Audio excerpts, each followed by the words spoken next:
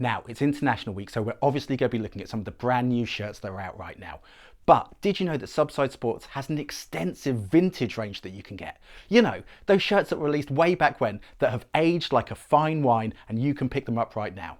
So, who better to look at some of these all-time vintage shirts than one of the leading international superstars of the last 20 years? That's right, GoldenBalls himself. So today I'm going to be chatting shirt about the David Beckham vintage range.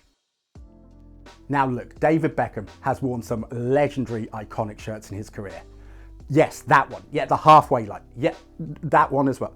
Yeah, the Madrid one, that was like the biggest seller of all time. And you know what? We're going to be looking at some of those iconic shirts in more detail in the future. But for this video, we're going to look at some of Beckham's first shirts. Like this one, the 92-94 Manchester United home shirt, which was the first shirt that David Beckham wore on his debut for Manchester United. Becks made his debut against Brighton in the 92 League Cup. Oh my God, look at those striped shorts, that's bonkers.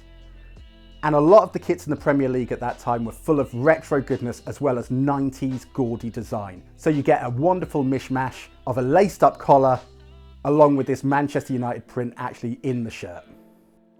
Beckham was a long way away from wearing the number 7 jersey, and actually when he first started he jumped around numbers quite a bit.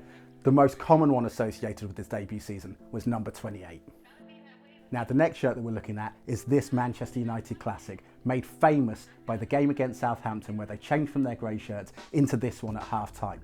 But did you know that this was the shirt that David Beckham wore when he lifted the Premier League trophy for the first time at the Riverside Stadium? I don't think history's really been very kind to this shirt because there's a lot of design elements on it that kind of don't work anymore.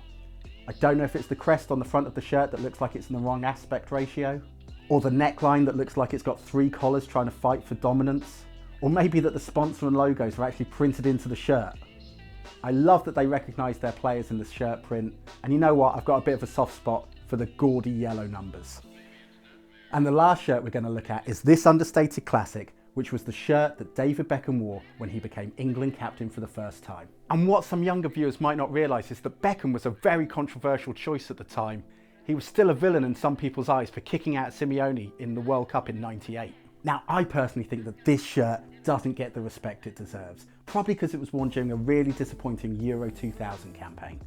Despite appearing very, very clean, the shirt is actually made up of multiple segmented layers. I personally like the Umbro stripe down the sleeve, which is raised off the shirt, and when you get closer, the diamond pattern is actually reflective.